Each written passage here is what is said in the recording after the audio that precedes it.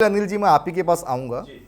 योजना को लेकर जिस तरह से राजनीति हो रही है, बयानबाजी हो रही है, क्या लगता है नाम से छेड़छाड़ किया गया इसलिए ये विरोध हो रहा है कि मनरेगा कांग्रेस की चिंता है कि मनरेगा कहीं खत्म ना हो जाए, इसको लेकर ये बयानबाजी हो रहा है? क्या लगता है आपको?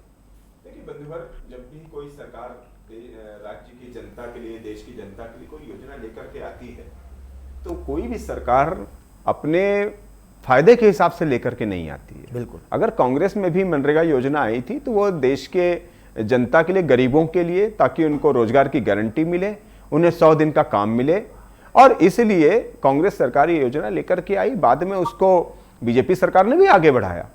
अगर वो चाहते तो इस योजना का नाम उसी समय बदल सकते थे या कोई और योजना इसके बंद करके कोई और योजना लॉन्च कर सकते थे, लेकिन उन्होंने इसे चलाया क्योंकि वो जानते हैं, क्योंकि ये जनता जनार्दन के हित का जुड़ा विषय है। अब इतने साल के बाद, और इस बीच हमने देखा कि मनरेगा में किस तरह के भ्रष्टाचार हुए। आप देखिए कि छत्तीसगढ़ में ही कांकेर में सबसे पहला भ्रष्टाचार सामने आया था, जब तालाब बनाने के मामले में जयराम रमेश आए थे, केंद्रीय ग्रामीण विकास मंत्री, तब उन्होंने कहा था कि इसकी जांच होगी जी। तो मनरेगा में कुछ भ्रष्टाचार भी शुरू हुआ। और जहां तक नाम बदलने की बात है, इसमें जरूर राजनीति जरूर देखी जा रही है, लेकिन यह होता कब है? यह होता तब है कि जब कोई दूसरा राजनीतिक दल सत्ता में हो और वो भी नाम बदलने की कोशिश करे। आप देखिए छत्तीसगढ़ में जब बीजेपी की सरकार गई यहां से और कांग्रेस की सरकार बनी जी, तो आप देखिए कि जितनी दीनदयाल उपाध्याय जी के नाम की योजनाएं थी, सब पे बंद कर दिया गया।